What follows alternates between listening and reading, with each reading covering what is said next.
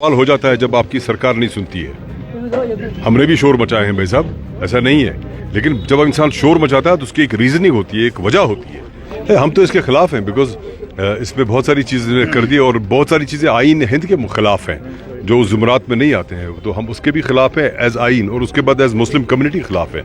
और जिस तरह से उन्होंने इसमें अमेंडमेंट्स कर दी और जो उनसे लोग मिले और इंडिया मुस्लिम पर्सनल बोर्ड या बाकी लोग मिले, उन्होंने जो तजावीज़ दी उनको रद्द कर दिया, उसमें कुछ नहीं रखा, तो इसलिए हमें इनकी नीयत पे शक है।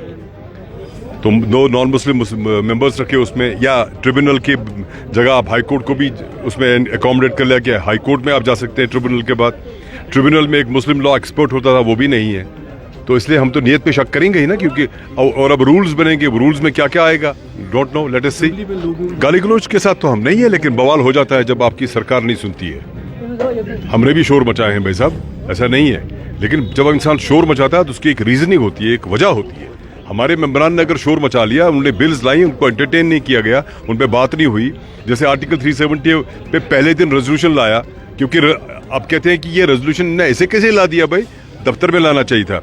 आपने बिजनेस में रेजोल्यूशन रखा ही नहीं था, तो दफ्तर में क्या थे वो, इसलिए उन्होंने ऑनरेबल स्पीकर साहब को हाउस में दे दिया, जनाब इसको एंटरटेन कर लीजिए, वो नहीं कर लिया। अगली दिन एनसी ने कुछ तोड़ मरोड़ के लाया, कोई कहानी लाई, एक नज़म बना के लाई, उसको कर दिया आपने। तो शोर नहीं मचाएंगे तो क्या करेंगे। अभी रेजोल्यूशन लाया हमारे मेंबरान ने इस पे, इस वक्फ बिल पे, उसको भी नहीं माना। 13 जुलाई की छुट्टी पे रेजोल्यूशन लाया कि वापस लाओ शहीदों की छुट्टी, उसको एंटरटेन करके हाउस में एडमिट ही नहीं किया।